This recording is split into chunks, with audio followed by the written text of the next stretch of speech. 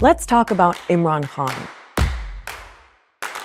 the former cricket star turned prime minister at the center of a political storm in Pakistan. आखिरी गेंद तक मैं मुकाबला करता हूं. He was kicked out of office last year, is now facing more than 100 legal cases, and was briefly arrested in May.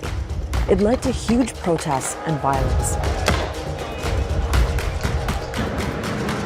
Khan says he's the victim of a conspiracy to force him out of politics for good. What is happening right now is not because of me. People in Pakistan are really divided over Imran Khan. His supporters see him as the only hope for the country, Imran has basically become a prophet of change. while his opponents accuse him of spreading lies and fueling a toxic style of politics. This became a two-way fight of rhetoric of like good versus evil. So who is Imran Khan? Why is he so divisive? And why is politics in Pakistan in such chaos right now?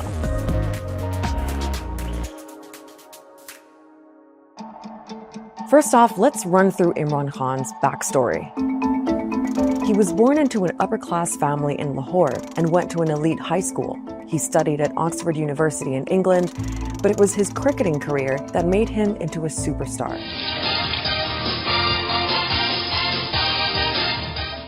In 1992, he led Pakistan to its first and only World Cup victory, and then retired from the sport. He's easily the greatest Pakistani cricketer of all time. A very glamorous cricketer too. That glamour, of course, brought him to the attention of high society in London. In the early 90s, he was hanging out with rock stars and royalty, and married a British aristocrat. But he was also getting into charity work, and raised money to open a cancer hospital in Lahore in memory of his late mother. Here's a cricketer, a public icon, trying to provide free cancer care in a country where this was not accessible for most people. And that then translated into a conversation he had about the role of corruption, improving governance, and then his entry into politics. In 1996, Imran Khan launched his own political party, Pakistan Tehreek-e-Insaf, which means Movement for Justice. He styled himself as an outsider on an anti-corruption mission, but his political career didn't really take off until 2011. That's when he held 2 rallies in Lahore and Karachi. Tens of thousands of people showed up. He was promising to bring a new kind of politics to Pakistan. And 7 years later, that message helped him get elected as prime minister. मैं ये आपके सामने ये pledge करता हूं कि इंशाल्लाह ये एक बिल्कुल आप मुख्तलिफ किस्म की पाकिस्तान में गवर्नेंस देखेंगे. Now, until Khan came on the scene, Pakistani politics was dominated by 2 parties and 2 families. The Bhutto family, which is linked to the PPP, and the Sharif family linked to the PMLN. That's the party of the current Prime Minister, Shehbaz Sharif. For years, the 2 sides have been alternating in power, a pattern that Khan was determined to break. To demolish what he called the grip of dynastic politics in Pakistan. He's very popular among young Pakistanis who do not see the old guard as being representative of their ambitions and aspirations. He's also popular among middle and upper middle and elite classes. They are of the view that Pakistan have been harmed by the politically corrupt elite for too long, and Imran is our hope. Now, there's another layer in Pakistan's politics that you need to know about, and that's the military. Since Pakistan's independence in 1947, there have been several military coups, and generals have ruled directly for 33 years in total. But when there's been a civilian government, the military still plays a big role behind the scenes. They have like such a strong, influential meddling going on that no government in Pakistan really gets formed without their involvement. And it seems that was also the case for Imran Khan, that the military was pretty influential in his rise to power. This is something which is acknowledged by the military leadership of that time. People who have subsequently came out after the retirement and acknowledged and confessed that yes, we have helped Imran win. And Khan actually sold himself as a candidate who could work with the military. They were seen as being on the same page. The constant struggle and tension between civil and military establishments in Pakistan was something that people expected would end with Khan coming into power. But it didn't. Here's what happened. So it's 2018, and Imran Khan's just been elected prime minister. It was actually a pretty contentious election, and his political opponents accused him of fraud. But Khan was popular, and for a lot of people, it felt like a fresh start. Remember, his big thing was tackling corruption, something he said was at the root of most of Pakistan's problems. So he went on a massive anti-corruption drive. Many politicians and government officials were arrested. Khan's supporters approved, but his critics said it was one-sided and that he was only targeting his political opponents, though Khan denies that. Order in the house, please. Another criticism was that Khan's approach created a kind of vindictive and divisive political atmosphere. When he made compromise a bad word, you were all in with Khan or you were anti-Khan for whatever reason, that was the conversation. Khan brought with him an extremely divisive and some would say hateful style of politics. Much of that reflected in the language that he used, haranguing his opponents and accusing them of being thieves and crooks. सिर्फ हम जिससे मुफाहमत कभी नहीं करेंगे वो लोग हैं जिन्होंने पाकिस्तान की अवाम का पैसा चोरी करके मुल्क से बाहर लेके गए. Now, the economy was a big issue when Khan was prime minister. He inherited a lot of problems, including a major debt crisis, and he had to deal with COVID too. But the bottom line was that living conditions for most Pakistanis didn't improve under Khan. Inflation soared and the value of the currency fell. As the economic stress mounted, people sort of began questioning, what this hope and change mantra was all about. And I think that began to then erode his popularity. Overall, your democratic, your human rights, these things were being impacted. Politicians were thrown in jail, things like that. But economy was also being impacted. And along with these things, Imran's relationship with military also started fracturing. Now, it's hard to know exactly how Khan's relationship with the military broke down because this is behind the scenes kind of stuff. But strains developed after a couple of years with Khan as prime minister. It seems the military wasn't happy about the way things were looking.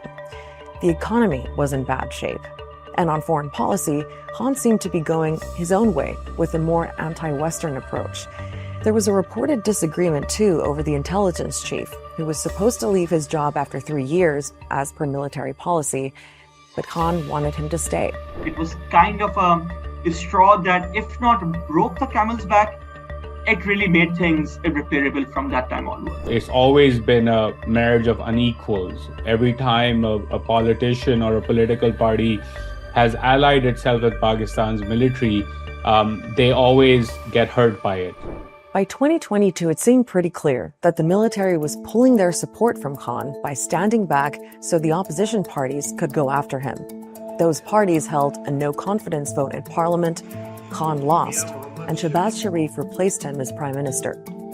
So what's happened since then? Well, Imran Khan's been fighting back against what he says was a conspiracy to remove him from power. He used to claim, when he was being ousted or close to it, that there was an American conspiracy.